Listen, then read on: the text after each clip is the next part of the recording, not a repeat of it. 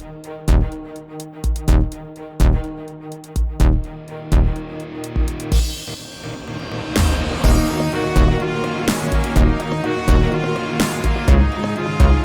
is Monday, the 26th of August, 2024 at Protestia Studios, and this is an intelligence briefing coming to you from Protestia.com, where, as always, you can go to find all of the latest in Christian polemics and discernment news. Sign up for the Insurgency email blast and join us financially at patreon.com/Protestia. We would very much appreciate if you consider doing that today. But until then, let's get into the headlines. First headline at Protestia.com. Gateway Church executive pastor fired over undisclosed moral failure. The revelation that Gateway Church pastor Robert Morris sexually abused 12-year-old Cindy Clemenshire decades ago was the turn that opened the floodgates, cracking open the congregational ribcage to expose the dark hearts of self-preservation and deviancy, animating the corpse of the largest megachurch in America. In the unlisted video post to YouTube emailed to Congregants, Elder Tra Wilbanks shared with the church body that executive pastor Kemtal Glasgow, who provided oversight and leadership to most of the church's 560 employees, including pastors, was terminated for unspecified moral reasons. Well, we're not going to watch that whole video, but we do have it embedded over at Protestia.com. As long as they keep the video up, I suppose it will be there. But a quote from the video states that we were informed last week of a moral issue which we believe as elders disqualified him from the role he had at Gateway. We love his family, we love his wife and his kids, and we want to come alongside them during this difficult time and help them find restoration and healing that they need to find as a family. So this is a pretty typical thing that mega churches do. Churches in general tend to do this, but especially mega churches. When a pastor steps down for some sort of moral reason, they don't feel that it's their responsibility to tell the rest of the congregation. The reflexive decision is always to brush things under the rug, and it seems like Gateway is probably doing that as well. The church was mum on specific sources have alleged to us that the moral failings were sexual in nature. Glasgow has been married for 21 years, has 3 children aged 14 to 9. The termination follows 2 high-profile exits, including Robert Morris' son James, who was set to take over the church from his father, and Steve Doolin, the founding elder and executive pastor, leading the Gateway Kingdom Business Leaders Ministry, who went on leave due to an investigation into abuse allegations against Morris. You can read more about this over at Protestia.com. Next headline, Money Grubbin Brian Houston is pleading for a new church production studio, and he wants you to pay for it. Disgraced money grubbing heretics Brian and Bobby Houston are pleading for a new production studio to support their new ministry and church, quote, Jesus Followers TV. Sharing on a recent video broadcast, Houston made his pitch saying, well, I'm not going to try to do my best Brian Houston imitation. Well, let's see. If we have a video in the article here, then I won't do it. I'll go find the video, but it looks like we don't, so I'll give it my best try. He said, I'll put it up here so you can read along. This is going to be a faith ministry, and I'm really believing God will give us a big, powerful group of partners who will stand with us in the building of Jesus followers. Because, like anything, we're building a new ministry, we're building a new church, and frankly, we're starting with nothing, and we've got desperate needs. That was a decent Brian Houston imitation, I think. It is supposed to be an online church crafted in collaboration with Revival City Church in Adelaide, Australia, which currently supports them and is providing the production infrastructure. Anyway, you can read more about this at Protestia.com, including all of the bad actors that are helping Brian and Bobby Houston remain in something that somebody would call ministry. Next headline at Protestia.com. 2 churches lost to the Black Death reopen after 650 years. 2 thriving churches that were shuttered in the 14th century. This is ancient history, I guess, for 2024, but maybe not that long ago. 14th century after the bubonic plague swept through the village and decimated the population, these churches have now been reopened in a celebratory event, according to a report from Christian Today, not Christianity Today, Christian Today. The sister churches, Dode and St. Benedict's at Paddlesworth, located just 1.5 miles apart, welcome visitors on Sunday, the 18th of August, in a historic event marking their simultaneous reopenings. Both churches date back to the early 1100s, were once thriving Christian community centers until the Black Death struck in 1349. Plague wiped out the population of Dode entirely, leaving only the church standing. The parish priest was subsequently moved to Paddlesworth, and Dode remained unused for centuries. There are some pictures that we have put up at protestia.com. And yeah, quite an interesting connection to the church long gone, the church long past. Next headline at Protestia: police pay woman $17,000 settlement after arresting her twice for silently praying near an abortion clinic. A Christian woman who was arrested twice by local law enforcement for praying silently outside a closed abortion clinic in defiance of a quote-unquote buffer zone created for the murder mill has received £13,000, which is about $17,000 US, in compensation from West Midlands Police. Last year, we reported that after a 6-month-long investigation, police dropped all charges against March for Life UK director Isabel Von Spruce, who they arrested last year and charged with, quote, protesting and engaging in an act that is intimidating to service users for her silent prayers. Following her arrest, she sued the department and won her case. Again, according to Christian Today, the force settled with Isabel Von Spruce after she claimed wrongful arrest, false imprisonments, assault and battery in relation to the search of her person by officers, a breach of her human rights, and bail conditions branded onerous by the Alliance Defending Freedom, ADF UK, which supported her case. There is a highlighted and embedded YouTube video from the New York Post in the article that you can check out for yourself. Next headline at Protestia: survey: once a church closes, many Christians stop attending altogether, including 81% of seniors, ? Showing themselves to be goats and not sheep, a new survey of nearly 3,000 UK Christians, that's a United Kingdom, shows that once a local church closes, a large percentage stop attending altogether, or far less frequently, including 81% of senior citizens. Conducted with 2,667 UK Christians by the National Church Trust, it's been reported that over a fifth of churchgoers currently attending in-person services say they would be unwilling or unable to attend a different church if their church were to close.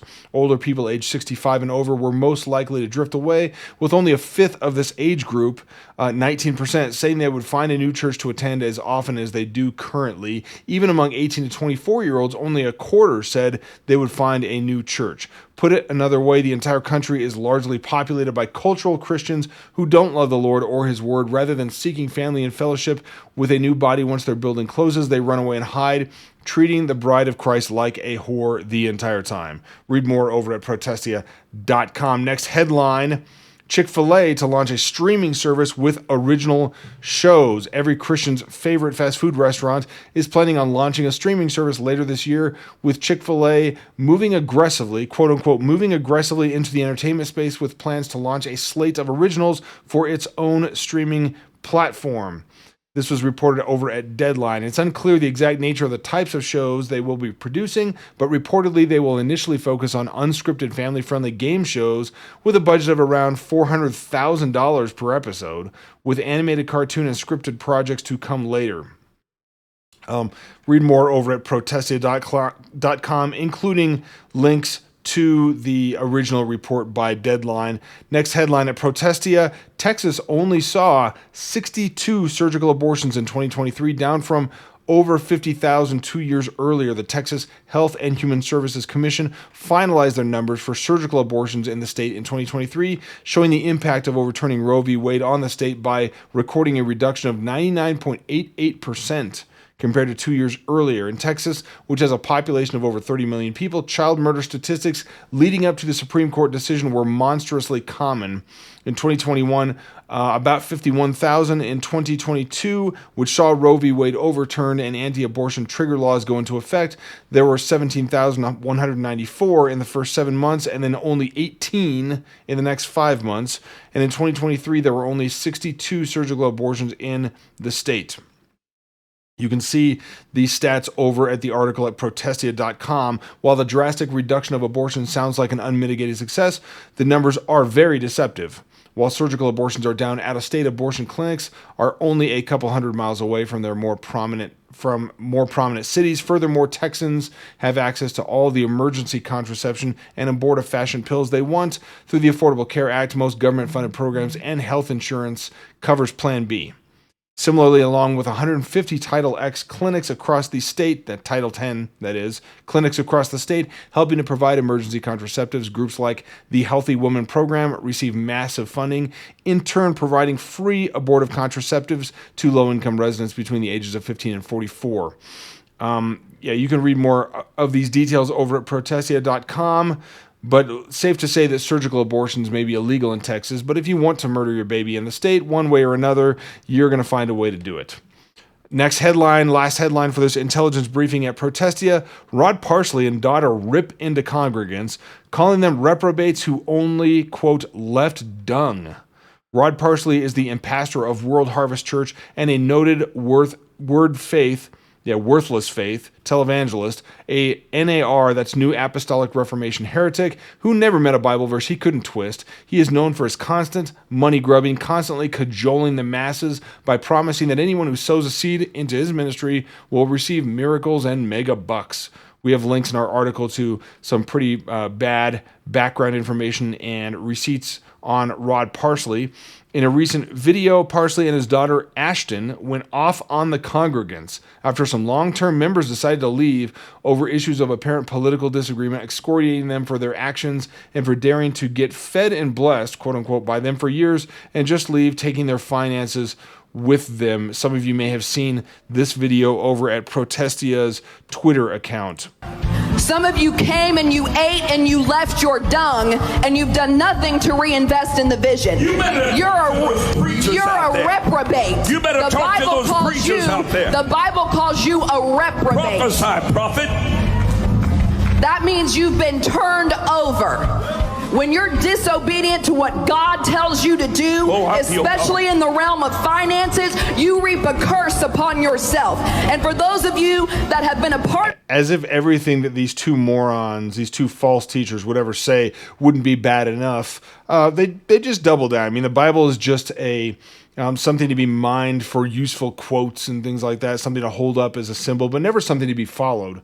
There should never, ever be a case in any real church, and since this is a false church, it's not as hypocritical as it might be in a real church, but in a real church, there should never be a time where a woman is up in front of the congregation trying to rebuke people. It's unbiblical, should never be done. But again, this isn't a real church anyway.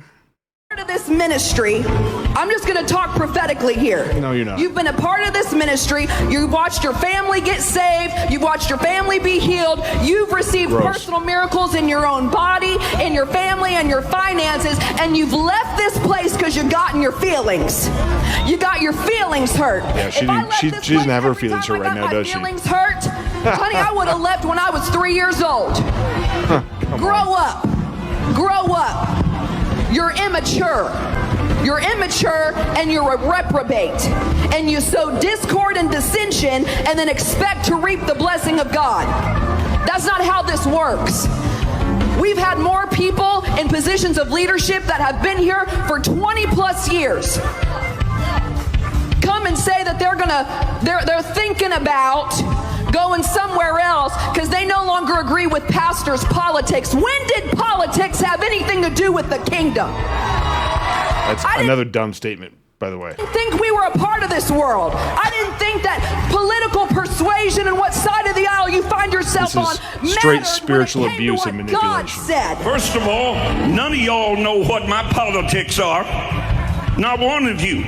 God put me out here to stand in the middle between the left and the right and call you both out. Oh, so you're Tim Keller. That's what you're saying, Rod, right? You're Tim Keller, right? You're the spiritual middle that's going to stand in judgment and rebuke both sides of the political aisle. Because you're both wrong. You're both racist. And that's the problem, is that everybody's loyal to leadership until they tell you something you don't want to hear. Well, you're not supposed to be loyal to leadership, by the way. You're supposed to be loyal to Christ. And the leadership of any church is supposed to be Christian brothers who serve in the role of elder, pastor, and they're the preachers and teachers of the word. They're not the they're not to take the place of Christ in terms of spiritual leadership. There's not supposed to be loyal to each other because of who the person is. You're supposed to be loyal to each other out of mutual submission within the body of Christ. But again, this isn't a real church. Never been a real church. So you can go to read more about this over at protestia.com, and there's of course, the embed that I was just playing there, you can find on the Protestia X account from a few days ago. Thank you very much. And actually, I said a few days ago, it was actually posted just earlier today. I think the clip's been floating around for a little while, but now you have it both here on YouTube and over at Protestia's Twitter account. Thank you so much for tuning into this episode of the Intelligence Briefing for the 26th of August, 2024. Stay tuned to protestia.com for all of your latest in Christian polemics and discernment news. See you again next time. As always, Semper Reformanda.